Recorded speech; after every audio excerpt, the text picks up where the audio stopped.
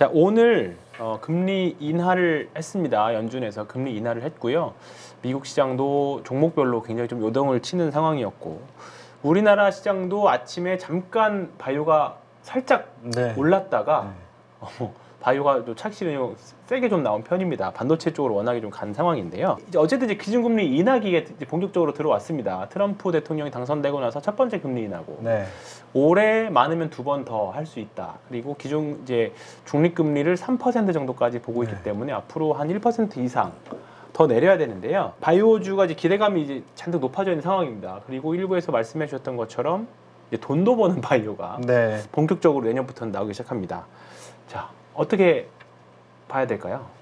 바이오텍들. 네. 금리가 인하가 되면은 이제 긍정적인 건 사실입니다. 그런데 시장에서는 조금 더 추세적으로 네. 금리가 인하될 것으로 생각을 하고 있었는데, 페드에서 언급한 거는 추세적이지는 않을 수 있다, 이런 이제 뉘앙스를 비췄기 때문에 오늘 제한적으로 이제 움직임이 있었다라고 생각을 하는데요. 이제 좀 두고 봐야 될 것 같습니다. 이제 향후에 경제 지표 동향에 따라서 금리가 뭐 올해 2번이냐 아니면 내년까지 포함해서 한 4-5번이냐, 이게 이제 의견 차이가 있고요. 이거는 전적으로 향후에 발표되는 지표에 따라서 결정될 것이다라고 생각을 합니다. 그런데 이 물가에 대한 우려들은 여전한 거죠. 그렇죠. 그래서 아무래도 물가에 대한 부분이 올해하고 내년 초까지 좀 얌전하게 버텨준다 그러면 금리는 일정 부분까지 내려올 수 있다라고 볼 수 있는데요. 금리가 지금처럼 상당히 높은 구간에서 금리가 하향 안정된다 그러면 바이오 기업에는 굉장히 큰 호재로 작용할 수밖에 없습니다. 그래서 향후에는 호재긴 하지만 향후 몇 번 정도 금리가 인하될지는 좀 지켜봐야 된다라고 보고요.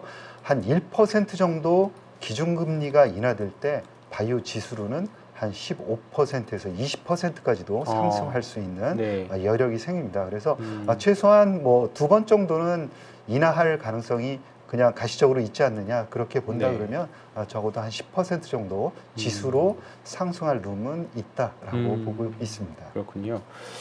그렇게 수치를 개인적으로 한번 내보신 건가요? 어떻게 낼 수 있냐면요.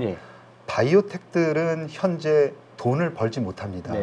미래의 약을 만들어서 돈을, 미래의 현금 흐름을 앞으로 가져올 것이다라는 추정을 해요. 그래서 어떻게 보면은 현금 흐름이 어떻게 되냐면 기하급수적으로 먼 미래, 예를 들어서 2030년 이후에 점차적으로 올라가는 걸로 논리적으로 현금 흐름이 추정이 됩니다. 그러면 그 당시에 현금 흐름들을 쭉 땡겨오게 되는데 이때 할인율을 1%씩 움직여 봅니다. 그러면은 15%에서 최대는 22%까지 기업별로 차이가 나고요. 제가 해보면은 평균적으로 15%에서 20% 사이에서 움직입니다. 그러니까 아마 금리가 인하된다 그러면 대부분 그게 이제 밸류에이션에 따른 영향이고, 추가적으로 그 오버슈팅 되는 부분들이 있습니다.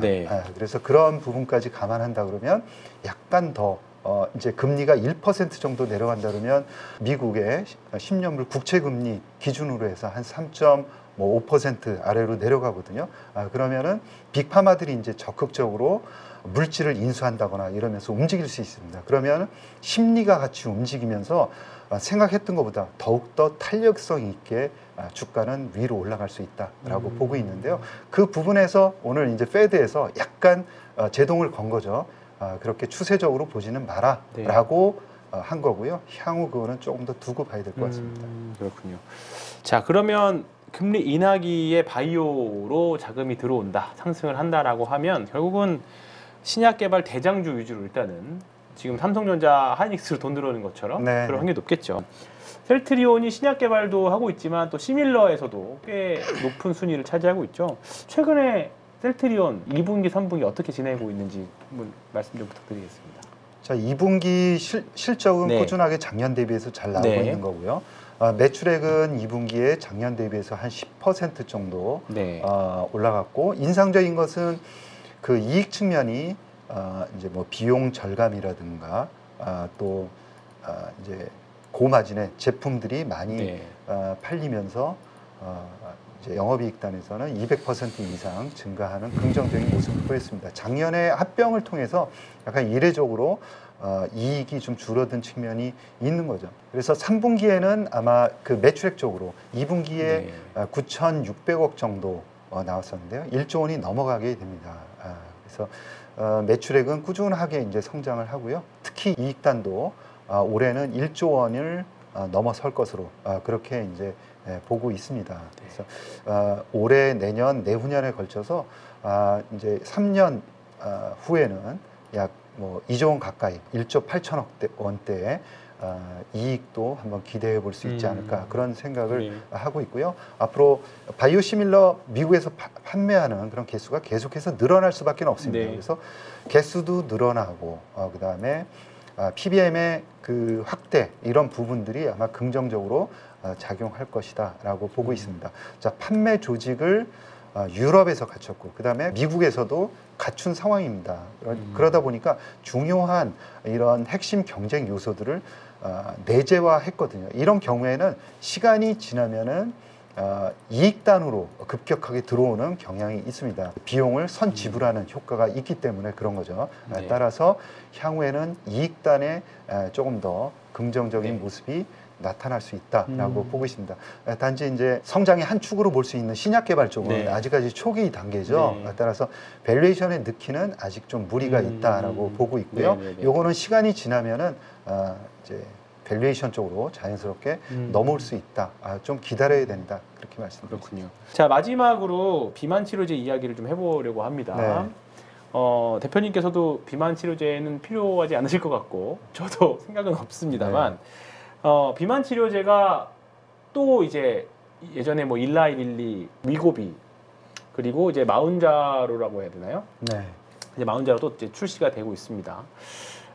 이 그런 부분들 앞으로 또 추가적인 열풍이 이어져서 갈까요? 관련 주식들도 그렇고. 네, 비만 치료제는 저도 필요합니다. 그래서 향후에 그냥 체중을 빼는 게 아니라 부분으로 이 특히 뱃살만 집중적으로 공략하는 비만 치료제가 있다 그러면 저도 이제 먹고 싶다. 어떻게 보면 맞춤형으로 나와야 되지 않을까. 한국인의 체형이 서양인하고 이렇게 같을 수는 없다라고 생각을 하고요. 지금 나와 있는 이제 비만 치료제들은 체중을 거의 15%에서 20% 이상 빼는 겁니다. 지금 경쟁하는 것도 레타트루타이드 같은 경우에는 25%를 빼요. 그러니까 뭐 25%면은 100kg의 그런 비만 환자가 75kg로 바뀌는 겁니다. 전혀 다른 사람으로 바뀌고 그 와중에 부작용이라고 본다 그러면은 이제 근육이 같이 빠지는 거죠. 그래서 근손실 감소가 이제 큰 문제가 되고 있고요. 또 한 가지는 장기 지속형입니다. 지금 주 1회 주사형으로 위고비라든가 아니면 마운자로를 지금 투여를 하고 있는 상황인데요.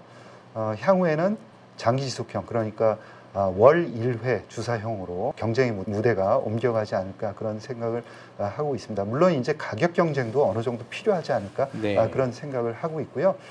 국내 기업으로는 근손실 감소와 관련해서는 한미약품 올해 이제 임상 1상에 진입을 할 것으로 예상이 되는데요. HM17321과 같은 물질입니다. 그래서 근육을 오히려 좀 증가시키는 효과가 전임상 단계에 있었습니다. 그래서 원숭이 투여했을 때 근육이 오히려 빠지는 게 아니라 약간 더 올라가는 그런 치료 효과를 나타냈기 때문에 빅파마들의 관심이 꽤 있을 수 있다라고 계속 말씀을 드리고 있고요. 두 번째는 올릭스인데 올릭스는 일라이릴리와 같이 협업을 해서 지금 호주에서 임상 1상 거의 연말이면 완료가 되죠. 그리고 나서 계속해서 연구를 진행할 것으로 이제 생각이 됩니다. 이 근손실 감소와 관련해서는 비마그루맙이라는 치료제가 2028년 정도 마찬가지로 일라이릴리가 이제 상업화할 가능성이 지금 높은 상황입니다. 그래서 현재 그 젯바운드, 마운자로죠.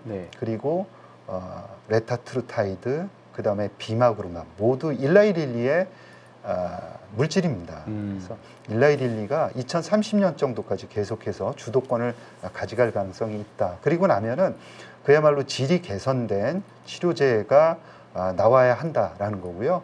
2028, 9년으로 가면서 장기 지속형, 그러니까 이제 한 달 제형, 네. 주사 제형이 나올 것 같고요. 그 다음번부터는 제대로 된 이제 근손실 감소 비만 치료제들이 속속들이 나오지 않을까라고 생각합니다. 한 달 제형 치료제 개발과 관련해서는 뭐 어제 이제 알테오젠에서도 이제 비만 치료제를 개발하겠다라고 선언을 했습니다. 그래서 이 비만 치료제의 장기 지속형, 이 싸움은 뭐냐면 얼마나 안정성이 높으냐라는 부분이 굉장히 중요합니다. 그래서 약동학적으로 약물이 갑자기 한 달을 버티려고 그러면 많은 양을 몸속에 넣어야 되고요. 순간적으로 많은 그 양의 약물이 방출이 되면서 부작용이 생길 수밖에 없는데 이런 부분들을 어떻게 컨트롤 하느냐가 대단히 중요하다.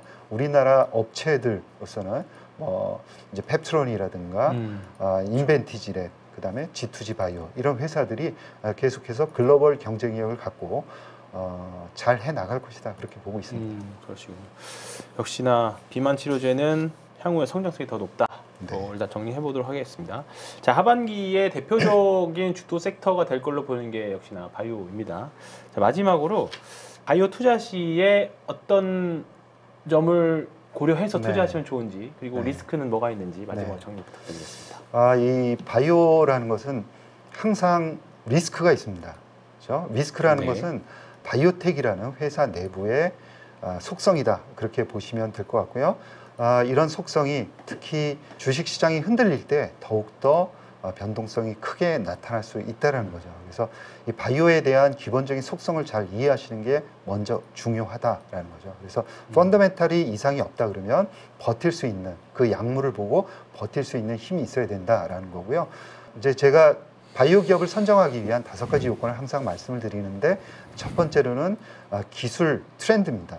그래서 기술 트렌드가 맞아야 된다. 두 번째는 기술력인데 빅파마에게 기술 이전을 한 경험이 있느냐 하는 것들이 중요하겠고요. 세 번째로는 임상 경쟁력, 즉 글로벌 경쟁력을 임상에서 나타낸 적이 있느냐, 수치로 증명한 적이 있느냐라는 것을 꼭 확인을 해 보시기 바랍니다. 그리고 바이오 기업은 돈이 필요합니다. 돈이 없는 기업은 그렇죠. 절대적으로 투자하시면 안 됩니다. 따라서 현금 가용 연수, 지금 가지고 있는 돈으로 몇 년을 버틸 수 있느냐를 항상 체크를 하셔서요.